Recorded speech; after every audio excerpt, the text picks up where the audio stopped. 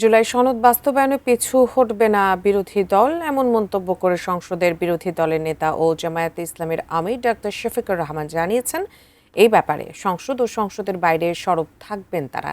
তিনি বলেছেন, সংবিধান সংশোধন নয়, সংস্কার চান তারা। এছাড়া সাম্প্রতিক পুশ ইন ইস্যুতে সংসদে আলোচনার সুযোগ না দেওয়ার সমালোচনাও করেন বিরোধী দলের নেতা। আরিফ জামালের রিপোর্ট। অভিনন্দন জ্ঞাপন করছি। মঙ্গলবার জাতীয় সংসদের এলডি হলে সাংবাদিকদের সাথে মতবিনিময় করেন বিরোধী দলের নেতা ও জামায়াতে ইসলামীর আমির ডাক্তার শফিকুর রহমান।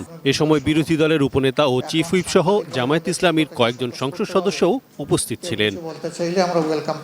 মতবিনিময় সভায় বিরোধী দলের নেতা জানান, জনগণের ভোটে নির্বাচিত বিরোধী দল জনস্বার্থ ক্ষুণ্ণ হয় এমন কোনো কাজ সংসদে করবে না। বিরোধী দল সরকারের কর্মকাণ্ডের সমালোচনা করবে, যৌক্তিক প্রয়োজনে ওয়াকআউট করবে।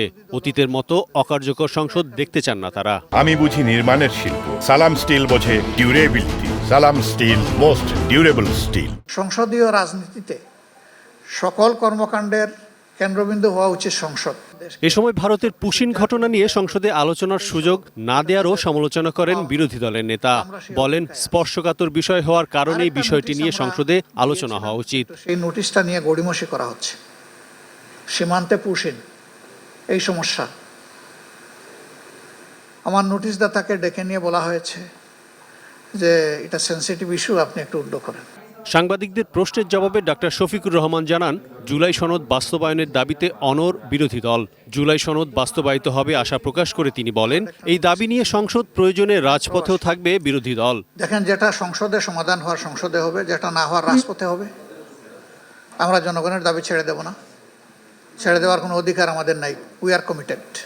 জনগণ সংবিধান সংস্কার চায় জানিয়ে বিরোধী দলের নেতা বলেন, সংবিধান সংশোধনের জন্য আলাদা কমিটির প্রয়োজন নেই। সংস্কারের কমিটি হলে তাতে যোগ দেওয়ার বিষয়টি বিবেচনা করবেন তারা। আমরা বলেছি 70% মানুষ যেখানে ভোট দিয়েছে, আমরা সংসদের ভিতরে এসে এটা বদলাতে চাই না। আমরা জনগণের পক্ষে, জনগণের রায়ের পক্ষে। অতএব সংশোধন নয়, আমরা বলেছি সংস্কারের জন্য কমিটি করলে আমরা দেখব, বিবেচনা। মতবিনিময় সভায় গণমাধ্যমকে বিরোধী দলের কর্মকাণ্ডের যৌক্তিক সমালোচনা করার আহ্বানও জানান বিরোধী দলের নেতা। আমাদেরকে খুব গরম বিরোধী দল ভাববেন না এবং খুব নরম বিরোধী দল ভাববেন না। আরিফ জামাল, এটি নিউজ, ঢাকা।